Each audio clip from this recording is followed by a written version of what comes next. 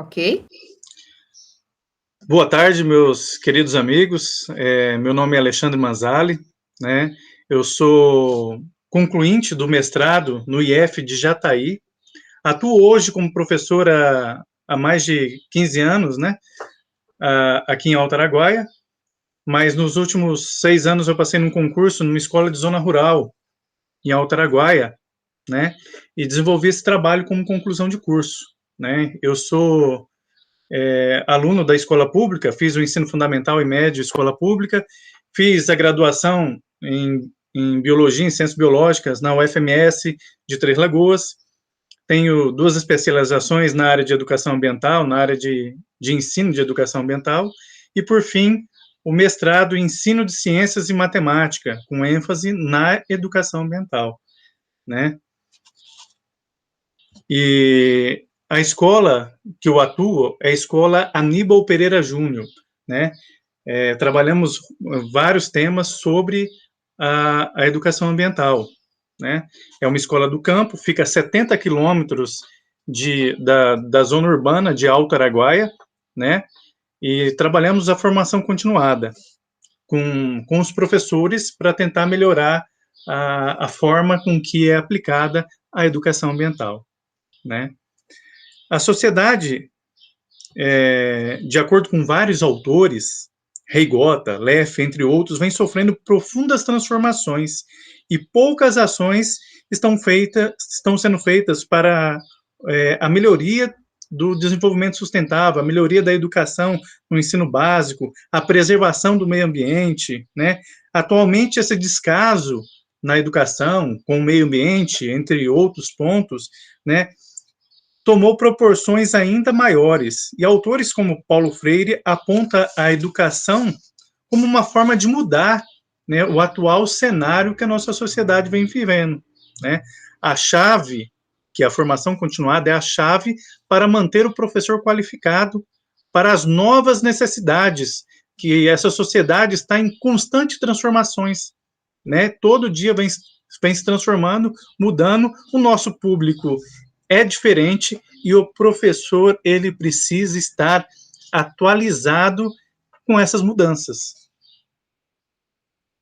O meio ambiente é um tema transversal, ou seja, deve ser trabalhado por todos os professores a fim de sensibilizar o aluno, esclarecer, conscientizar sobre o desequilíbrio ambiental que afeta a humanidade e muito. Para isso, é necessária a formação dos professores, para que este, por sua vez, possa estar ciente das novas ferramentas pedagógicas nessa área, como outras que sempre sofrem alteração. Então, por exemplo, antigamente a gente só conhecia os 3 R's. Quando eu formei em 2007, só existia a política dos 3 R's. E hoje, né, a gente sabe que é a política dos 6 R's. Então já teve uma evolução, uma mudança na forma de pensar educação ambiental. E o professor, com essas mudanças, ele precisa estar atualizado. E aí que a formação continuada dos professores é de suma importância. Os professores são um agente na produção de conhecimento e agente da mudança. A gente ainda pode transformar esse cenário e fazer que os nossos alunos possam se tornar cidadãos críticos, efetivamente.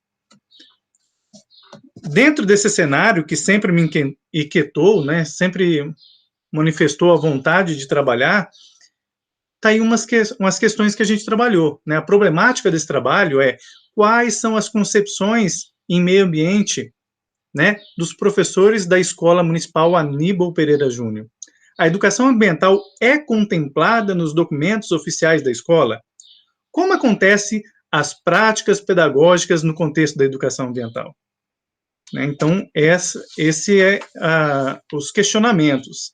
Né? E o objetivo geral, identificar as concepções em educação ambiental dos professores e fazer um levantamento sobre as práticas pedagógicas da educação ambiental na Escola Municipal Aníbal Pereira Júnior.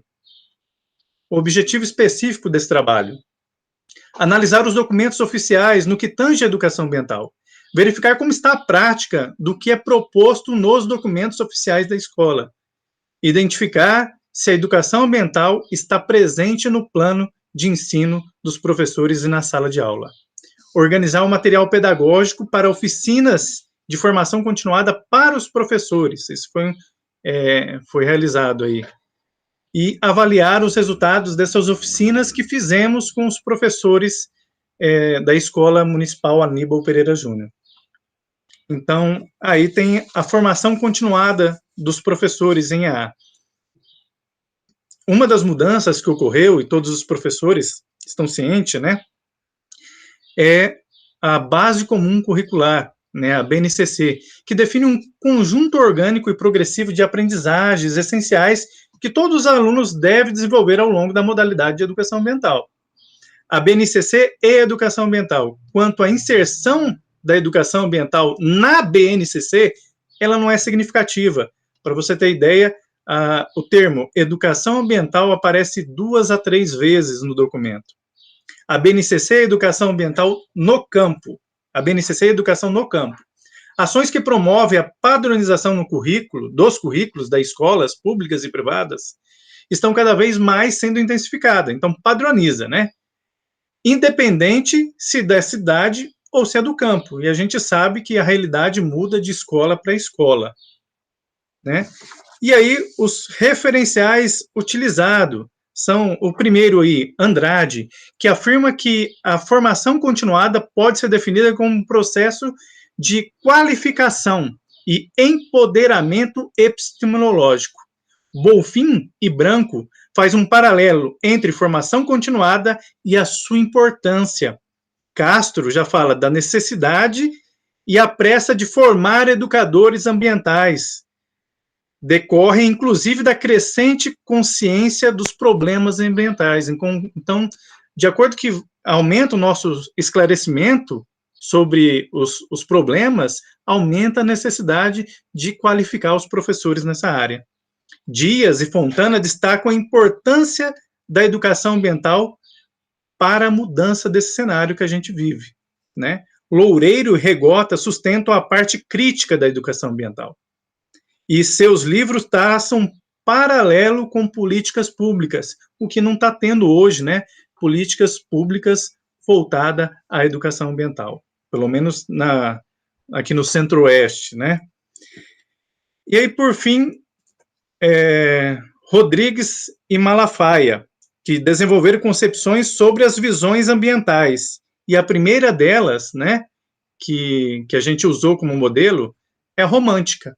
Então, a concepção romântica é aquela concepção que o aluno ou o professor tem da supernatureza, aponta uma grandiosidade, e o homem não está inserido nesse meio, né, como linda e maravilhosa, né? A visão utilitarista interpreta a natureza como fornecedores de recursos ao homem, somente essa função. A científica aborda a natureza como uma máquina inteligente. A abrangente define o meio ambiente de uma forma mais ampla, entende o resultado da ação humana e suas dimensões biológicas, físicas, econômicas e culturais. A reducionista traz a ideia de que o meio ambiente se refere estritamente a aspectos físicos e naturais, onde o homem não está inserido. Por fim, a visão socioambiental desenvolve uma abordagem sociocultural. Apresenta o homem como um agente que se apropria da natureza e o resultado dessa ação foi sendo gerada num processo histórico, o homem destruidor do meio ambiente. E aí os instrumentos de coleta de dados que a gente utilizou, né, utilizamos Gamboa. E desse autor, a gente escolheu algumas ferramentas para a coleta desses dados. Então, as pesquisas foram qualitativas, utilizamos de questionário, então, aplicávamos a oficina e aplicávamos um questionário no final da oficina. Analisamos também os documentos oficiais, né? O que tem de educação ambiental dentro desses documentos oficiais. Então, a Constituição, a LDB, a Lei de Diretrizes e Bases, né? E o PNEA, o PNE, PE, PPP da escola e o plano de ensino de cada professor. e utilizamos as oficinas pedagógicas de formação continuada. A metodologia que utilizamos, as oficinas temáticas, né? Utilizamos essa ferramenta. Realizamos oficinas na própria unidade escolar. Eu vou fazer um parênteses aqui, porque lá tem a formação continuada dos professores, ela é obrigatória. Então, a gente tem aula das 9 até as 13, tem a formação continuada, que é toda quinta-feira, das 13h30 até as 15h30. Então, o professor já tem que ficar no ambiente escolar realizando a formação continuada. Então, essa parte foi muito fácil para nós, né? E os professores dessa escola são professores desde o primário, desde a primeira série, até o 9º ano do ensino fundamental. Essas oficinas foram divididas em 5 encontros, com duração de 8 horas presenciais, contabilizando leituras e momentos de reflexão. Formação continuada 2 horas por semana, mais as horas atividade, que a gente tem obrigado a cumprir 1 hora de atividade por dia, né? E aí, no final de cada questionário, ou de cada formação continuada, aplicamos o questionário, né, que buscava entender o objetivo, né, se o objetivo foi alcançado ou não, se o professor teve uma melhoria do entendimento ou não. Foram aplicadas 12 questões sobre problemas ambientais da região, né, do município de Alto Araguaia.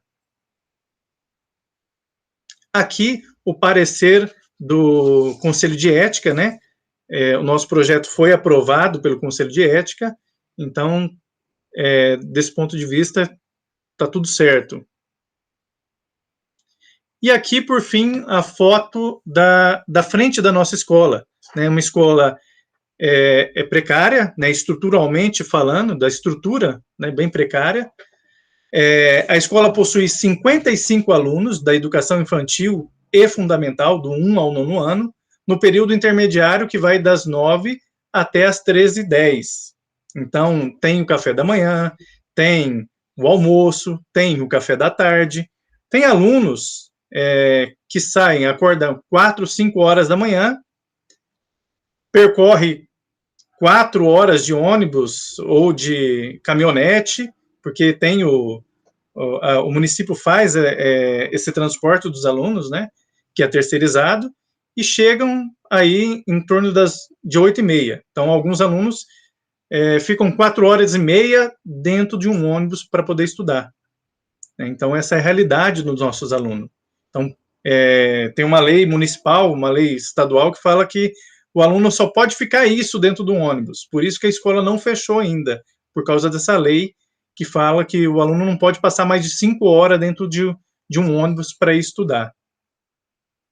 Aqui é uma das pontes que dá acesso à escola, para vocês verem, bem precário. Períodos de chuva, fica intransitável, ou seja, quando fica intransitável, o aluno recebe no diário uma falta justificada, né? A gente coloca um J no lugar de falta, que significa que o motorista não conseguiu chegar na escola. Então, a gente tem um problema estrutural da escola, o problema que não tem uma continuidade no ensino, e esses problemas do ambiente mesmo, né? Aqui é a localização do nosso município, onde foi feita a pesquisa. O município, como vocês podem perceber, ele é bem grande, né? Faz divisa com Mato Grosso do Sul, Goiás. Ele é situado nessa pontinha aí do Mato Grosso, né? E nossa escola está nessa região aqui. Ah, professor, não tô vendo escola, porque o Google aqui, ele é bem desatualizado. A internet aqui, como eu falei, ela é bem precária, né? Então, as fotos que são retiradas do Google, elas não são atuais, elas são de 20 anos atrás. Então, 20 anos atrás ainda não tinha escola Aníbal Pereira Júnior, né? Agora, acho que daqui a um tempo a gente vai conseguir ter a foto da escola aérea para estar mostrando para vocês. E os resultados, né, que que nós obtivemos.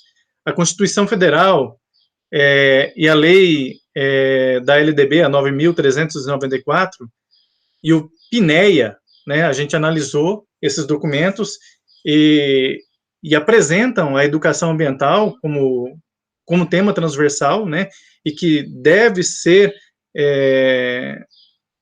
utilizado em sala de aula. A BNCC não apresenta contribuições na educação ambiental, pois aborda o tema de maneira muito superficial, então foi um retrocesso, né, ambientalmente falando, né. O PNE e PEE não apresenta contribuições significativas para a implementação da educação ambiental nas escolas. O PPP da escola, um documento que tem a seção dedicada à educação ambiental, mas não possui clareza em estabelecer diretrizes no que tange o trabalho de educação ambiental na escola, né? Também não consta a educação ambiental como tema transversal e interdisciplinar. E os planos de ensino, educação ambiental só constava nos planos de ensino de ciência, como se fosse obrigação só para o professor de ciências. E aí, por fim, né, já a análise, proposta de formação continuada em educação ambiental para os professores da educação básica. O resultado da análise do documento indicou a necessidade das oficinas, né, porque se ficava só a cargo do professor de ciências, então tinha alguma coisa errada, né. As oficinas obtiveram a capacitação dos professores no tocante ao uso de ferramentas úteis em sala de aula. Para Vieira, as oficinas, né, de acordo com Vieira, as oficinas contribuem para a abertura de um espaço de aprendizagem e buscam um diálogo entre os participantes. Segundo Correia, 98, a oficina é uma modalidade educativa centrada na autoformação, que possui um eixo de diálogo, de auto-organização não disciplinar. É muito importante frisar essa parte de não disciplinar, porque a gente tem a mania de colocar os conteúdos em caixinhas, e ela não pode, né, continuar assim. As oficinas foram divididas em 5 módulos, com duração de 8 horas presenciais.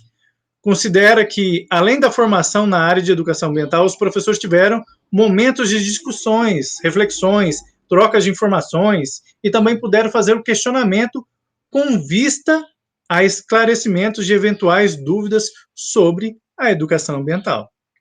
Né? Os temas que a gente utilizou, primeiro de tudo, racionamento de água em Alto Araguaia. Né? Nós já estamos sofrendo, apesar de ser uma cidade aí que não tem 20 mil habitantes, a gente já sofre com o racionamento de água. Né? E somos ricos em recurso hídrico, mas temos esse problema aqui em Alto Araguaia. O tratamento de água e esgoto de Alto Araguaia. O tratamento do lixo em Alto Araguaia. Acredite ou não, aqui ainda existem os lixões, né? Sobre o desenvolvimento sustentável e, por fim, a consequência da monocultura de eucalipto. Vou adiantar aqui esse ponto, porque está vindo uma empresa de celulose, né, aqui em Alto Araguaia. Então, eu já acrescentei esse tema antes da implementação da monocultura de eucalipto aqui. E fizemos um questionário sobre essas avaliações desse conteúdo. Então, primeiro, racionamento de água de Alto Araguaia. Então, leitura e discussões sobre as causas que levam a divisão de água e esgoto de Alto Araguaia, DIVAES, a fazer o racionamento de água. Então, pegamos um artigo, né, e nesse artigo falava sobre o nível do córrego Gordura, é onde se capta a água de Alto Araguaia e abastece toda a cidade. O tema também, o tratamento primário da água de Alto Araguaia. Aqui a gente não tem todas aquelas fases de tratamento, só tem o processo de cloração da água e a contextualização sobre o racionamento de água de Alto Araguaia. E aí fizemos, depois de apresentar essa oficina, fizemos 3 questionamentos aos professores. Em sua opinião, quais são os fatores que proporcionaram o racionamento de água constante em Alto Araguaia? De quem é a culpa do racionamento de água em Alto Araguaia? E o que podemos fazer para mudar o atual quadro hídrico de Alto Araguaia? E aí o professor 1 respondeu, né? Acredito que o principal fator que esteja relacionado com a diminuição da vegetação próxima ao córrego em que ocorre a captação de água do município de Alto Araguaia. Nesse sentido, creio que não somente a vegetação imediata próxima ao córrego influencia no volume de água, mas também a ausência ou diminuição da vegetação da região como um todo, e exerce influência nesse quesito. Então, classificamos com uma visão socioambiental, porque ele entende o todo, né? Então, classificamos como essa visão. O P2, professor 2, de toda a população que não tem consciência e acha que a água nunca vai acabar. Então, classificamos essa visão, essa frase, né, como utilitarista. Na oficina 2, tratamento de água e esgoto de Alto Araguaia. E aí fizemos 2 questionamentos. Apresentamos a oficina e as 2 questões. Segundo a Organização Mundial da Saúde, cada real investido em saneamento básico é economizado em saúde, demonstrando a importância do tratamento de água e esgoto. De acordo com o conhecimento adquirido até aqui, o que é necessário para mudar esse quadro de Alto Araguaia no que se refere ao tratamento de água e esgoto?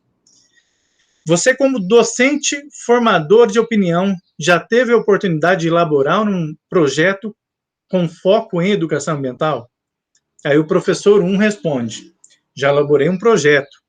E o objetivo era a conscientização dos alunos, das famílias, na preservação das nascentes, limpeza do canal para onde a água passa, plantio de árvore, assim evitar o desmoronamento de barrancos, diminuição de animais como ratos, baratas, moscas, mosquitos da dengue, entre outros.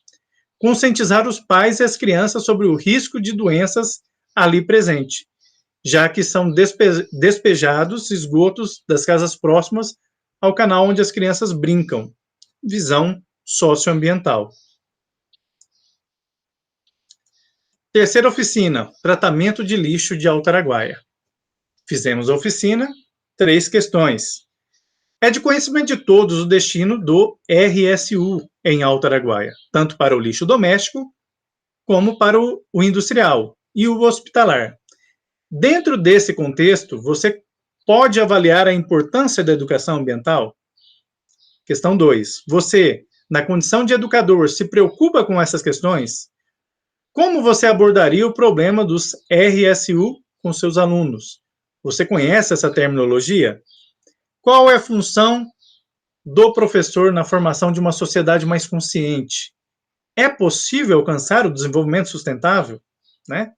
P1 responde: acredito que o desenvolvimento sustentável é possível e de ser alcançado, mas isso só acontecerá se as pessoas, inclusive aqueles que exploram comercialmente a natureza, entenderem que os recursos naturais são finitos e que precisam ser geridos com seriedade. Então, visão ainda utilitarista. P2. Sim, desde que o homem desenvolva suas ações em sintonia com o ecossistema, respeitando, valorizando tudo que explore e que tenha contato. Tenha responsabilidade em tudo. Uma visão mais ampla, uma visão socioambiental. Oficina 4. O desenvolvimento sustentável. O combate à pobreza, à desigualdade, é uma maneira de atingir a sustentabilidade? Né? E o professor 1 responde: sim, é possível. Perceber que, de modo geral, o combate à pobreza é uma maneira de atingir a sustentabilidade. Visão socioambiental, porque ele passou a conhecer o todo, né? P2 responde: claro. Se um professor se preocupa com o seu povo, se um país se preocupa com o seu povo, logicamente, vai ser mais difícil para todos, uma vez que a maioria de sua população está num patamar de igualdade, padrão de vida social. Então, essa visão do professor 2, abrangente. P4, sim. Dando condições de trabalho a uma população, ensinando-os como fazer, com certeza atingirão a sustentabilidade com sucesso, que todos tenham a mesma igualdade. Visão socioambiental. Por fim, a 5ª oficina, a consequência da monocultura de eucalipto. Questão 1. né, depois da oficina aplicada. Analisando os impactos causados pela monocultura, citei exemplos, né, no Espírito Santo, o que aconteceu, no Rio Grande do Sul, o que aconteceu, Três Lagoas, o que aconteceu. Esse projeto de implantação de uma indústria de celulose em Alto Araguaia trará mais benefícios ou malefícios para o município? Elenque os pontos positivos e os malefícios, justifique. Professor 1 responde: inicialmente, creio que haverá benefício considerável, como um aumento da quantidade de empregos, um aquecimento da economia local. Porém, em um momento posterior, creio que os danos ambientais serão sentidos, indo desde a qualidade do ar, passando pelas mudanças fluviais e até mesmo no que tange aspectos relacionados à qualidade de vida, como saúde, segurança, uma vez que haverá um crescimento populacional na cidade. Visão do nosso professor P1 socioambiental. Então, tem uma mudança ainda na visão do nosso professor P1. P2, negativo. Empobrecimento do solo, falta de água na região. Não vejo nenhuma vantagem na vinda dessa empresa de celulose para o município. Pelo contrário, vejo para o futuro falta de emprego, solo esgotado e sem futuro, uma visão socioambiental. E aí, a avaliação de todo esse processo de formação continuada que fizemos. Perguntamos aos professores, né? No que decorrer dessa formação, o que você aprendeu de novo? P1. Sim, foram apresentadas informações e conceitos quais considero muito significativo no que se refere à preservação no meio ambiente. Aprendi a não tomar nenhuma decisão sem antes fazer reflexões, consultar, investigar para depois me posicionar frente às questões apresentadas. Ouvir, respeitar, ser mais coerente e solidário. Sempre pensar antes de agir. Falar com segurança, de modo que transmita segurança e confiabilidade para as pessoas. Esse professor aí, P2, a visão dele, né, fantástica. Segunda questão sobre a avaliação das oficinas. Você, como educador, utilizará essas informações em sala de aula? Justifique. Sim, utilizarei os conceitos e informações em sala de aula, pois são informações muito importantes para a promoção da preservação do meio ambiente. P2. Sim, quero com todo carinho e conhecimento incorporado passar à frente o que foi ministrado nesse curso. P3. Sim, tendo condições de trabalho para poder dar uma aula de qualidade, sem amarras, a formação continuada contribuiu de forma positiva e, como um bom professor, passarei adiante. E, por fim, né, a gente tem um entendimento mais aprofundado da importância da formação continuada, porque a gente pôde perceber uma mudança do começo, a visão que era uma do professor, e depois da formação continuada, uma mudança no conceito do que é educação ambiental e do que é meio ambiente, entre outros, né? Professor da escola do campo ainda é um descaso, né? Vou explicar esse descaso com a educação no campo. Por exemplo, aqui, o que acontece? Quando alguma coisa não serve mais para as escolas da zona urbana, elas são enviadas para a zona rural. Então, o parquinho que vocês podem perceber naquela foto, na entrada da escola, é um parquinho sucateado, quebrado, botando em risco a vida das crianças. Então, já que não serve para a cidade, envia-se para a zona rural. Então, sofremos, né, a educação no campo, esse descaso. Mudança no entendimento de meio ambiente. Então, tanto para os alunos, né, tanto para os professores, teve uma mudança de forma positiva e significativa sobre as questões ambientais. a mudança do conceito, saindo da visão utilitarista para uma visão socioambiental. Então, antes, o professor tinha uma visão que o ambiente era só um recurso e ponto. Agora, não, eles entendem o todo, que o ambiente é uma construção social, né? O homem, ele tem que fazer parte do meio, e eu tenho que entender que o homem é o meio. Teve muito apoio da direção e da coordenação, graças a Deus, né? Agradeço a coordenação da escola e a direção, né? E aí, como a gente fez essa mudança da utilitarista para a socioambiental. E fizemos, como o IF já é praxe do IF, né? A necessidade de um desenvolvimento de um produto ambiental, um produto educacional, desculpa, gente. Então, quando a gente faz um trabalho de pesquisa, assim, eu tenho que ter um produto que o professor, qualquer professor, possa utilizar em sala de aula. Então, a gente também, nós fizemos esse produto educacional.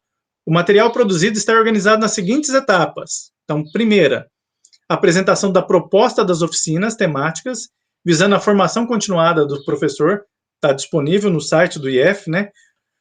Um roteiro contendo as leituras utilizadas em educação ambiental, os vídeos com visitas e ampliações das abordagens da educação ambiental, né? Então, esses vídeos utilizados na formação está presente nesse produto educacional disponível no site, uma proposta de atividade prática também disponível e outras estratégias de trabalhar a educação ambiental, todos disponíveis no site do IF de Jataí.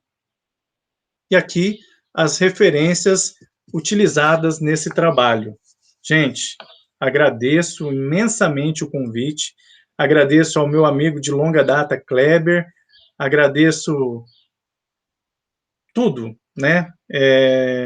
A oportunidade de estar passando à frente esse conhecimento, onde professores dessa região possam utilizar esse material que desenvolvemos aqui e possam propagar o conhecimento e mudar o atual quadro que a gente vive com relação ao desrespeito da educação ambiental. E é isso, pessoal. Agradeço aí. Obrigada, Alexandre, pela tua apresentação. Acho que vai ser muito importante, né, para os educadores da nossa região. Na nossa região, a gente tem muitos municípios, né, cuja base econômica é a agricultura, então, a área rural, né, então, foi muito interessante a tua apresentação. E aí eu gostaria de perguntar, dentro dessa tua pesquisa, o que tu vê como o maior desafio, né, para esses professores, né, que trabalham nessas comunidades, com relação à educação ambiental? O primeiro conhecimento. Vou me explicar assim, não tô jogando culpa no professor, né? Mas assim, está mudando as grades, as matrizes curriculares estão mudando, né? Mas o professor que é de outras áreas, a não ser de ciências, ele não tem conhecimento de educação ambiental. Alguns, não a maioria, alguns. E aí mostra o quê? O papel da formação continuada, né? Não é que o professor não tem interesse de trabalhar. Eu preciso formar o professor, qualificar o professor para que essa educação ambiental possa atingir todas as partes. Então, esse é o primeiro ponto, né? O segundo ponto, estrutura física. É muito complicado, assim, trabalhar. Então, é muito complicado fazer educação na zona rural, porque eu tenho problema nas estradas. Então, por exemplo, o aluno vem hoje, uma segunda-feira, uma terça-feira, e aí chove. E aí ele vai vir só na sexta-feira, quando a estrada tiver condições de tráfego, entendeu? Então, esse é um problema. Então, a gente não tem uma continuidade. Então, assim, a falta de investimento financeiro do município, né? Como eu disse lá atrás, tudo que não presta, não serve na zona urbana, são enviados para a zona rural para falar assim, ó, está sendo investido. Mas não acontece, a realidade é outra. É a realidade do meu município e creio que é realidade de vários municípios pelo Brasil. Não sei se é a realidade de vocês, né? Ou de alguma escola da região, mas aqui é essa triste realidade. Você disse que fez, que produziu, né, esse material ali no final. A gente gostaria de, depois de você mandar, né, Vou mandar o esse link link, esse e enviar para endereço, para a vocês. gente deixar disponível, né, na descrição, então, para Certo, que os perfeito. professores possam Exato. acessar. Uhum. Alexandre, é um prazer, né, ter você no nosso evento, né? É o 4º encontro da rede de educadores ambientais aqui das 2 bacias da região, tanto a bacia do Itajaí quanto a bacia do Camboriú.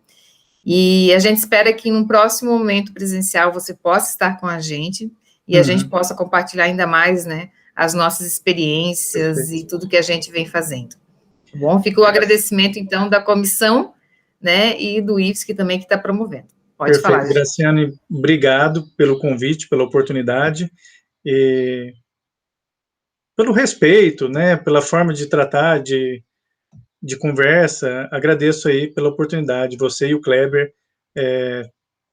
Respeito fantástico, esse meu amigo de longa data, e respeito a você também. Obrigada, Alexandre. Muito obrigada. Vou interromper a gravação.